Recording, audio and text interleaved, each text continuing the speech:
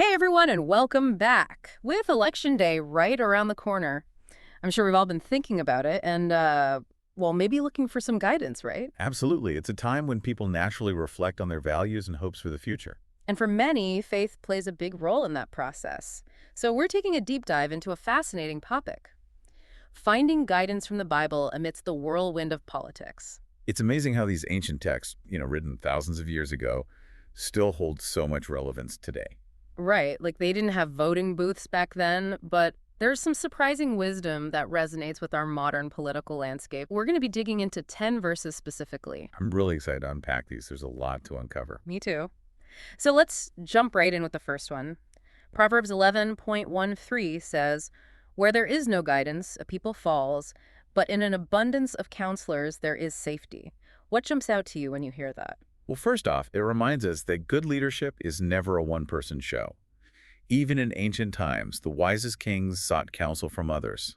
It's like that old saying, two heads are better than one, right? Exactly. And I think that's especially important in today's complex world. Yeah. Leaders are facing so many challenges, so many different perspectives. It's impossible to be an expert on everything. Right. So surrounding yourself with people who have different viewpoints, different experiences, that's crucial for making good decisions. It reminds me of Deuteronomy 1.13, which talks about choosing leaders who are wise, understanding, and experienced. So it's not just about having a lot of advisors, but about the quality of those advisors. Exactly. You want people who have a proven track record, who have navigated difficult situations before. It's like choosing a surgeon. You want someone with experience who's seen it all, and someone you can trust, which leads us to Exodus 18.21. Oh, that's a powerful one. It talks about leaders who are God-fearing, trustworthy, and hate a bribe. Okay, now those are campaign promises I can get behind. Right. It speaks to the character of a leader, their integrity. And that's something that's so important, especially in today's world. Absolutely, because ultimately the quality of leadership has a ripple effect on everyone. And Proverbs 29.2 really drives that point home. It says, "When the righteous thrive, the people rejoice. When the wicked rule, the people groan." It's a stark contrast, isn't it? It highlights how leadership isn't just some abstract concept. It directly impacts people's lives, their well-being, their sense of hope. When leaders are just, when they govern with integrity, everyone benefits. But when those in power are corrupt, It has devastating consequences. it's like that saying, a fish rots from the head down. If the leadership is compromised, the whole system starts to crumble.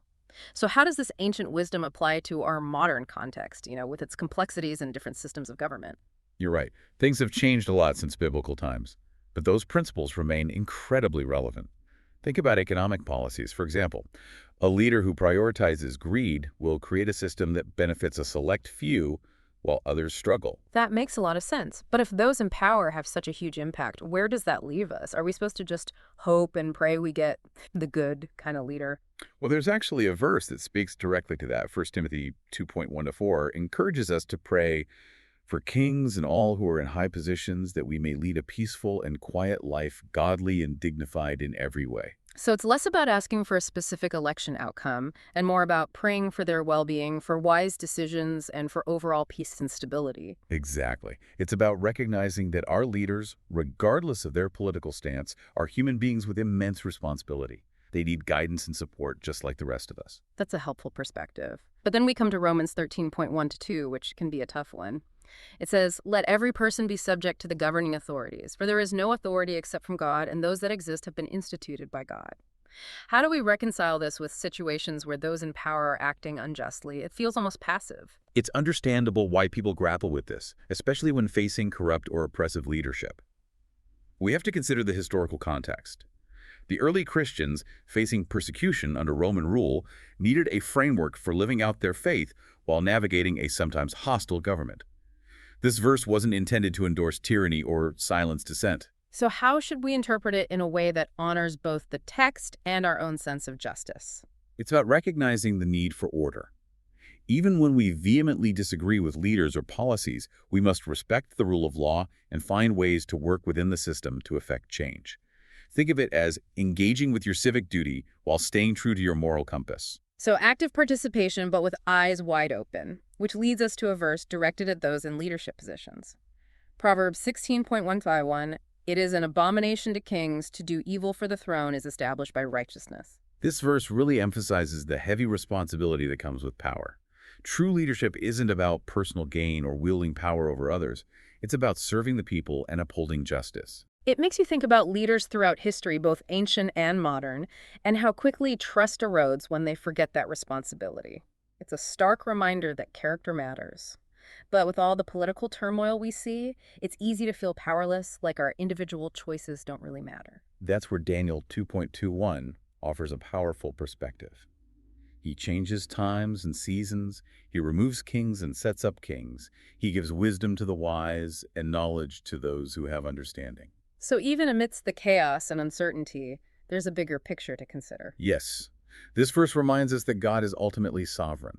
He's in control even when things feel overwhelming or out of our hands. This shouldn't lead to passivity, but rather a sense of perspective that our hope doesn't hinge on who wins or loses an election. So as we head into this election, maybe we can feel a bit less pressure about choosing the perfect candidate and more focused on aligning ourselves with something bigger. It's not that our choices don't matter, but we can approach them with a sense of peace, knowing our hope isn't solely tied to the outcome of an election. Our two final verses beautifully illustrate this. You're talking about Matthew 6.33.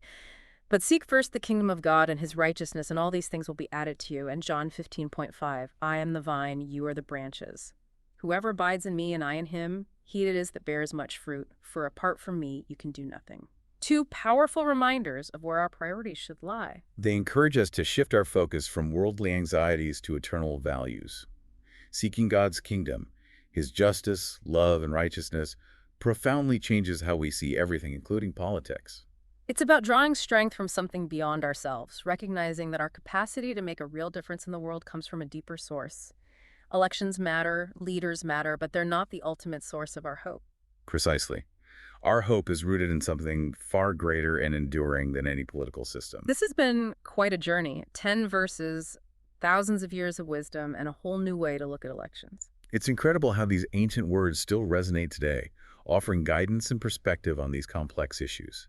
As you navigate the uncertainties of this election season, remember to pray for your leaders, engage thoughtfully in the process, and above all, keep your eyes fixed on the bigger picture, on seeking God's kingdom and grounding yourself in his truth. That's what will ultimately bring about lasting change. Beautifully said. And if I could leave you with one final thought, imagine if these verses, these principles of leadership, justice, and righteousness were displayed in every place where decisions are made that impact our lives. Now, that's a powerful image.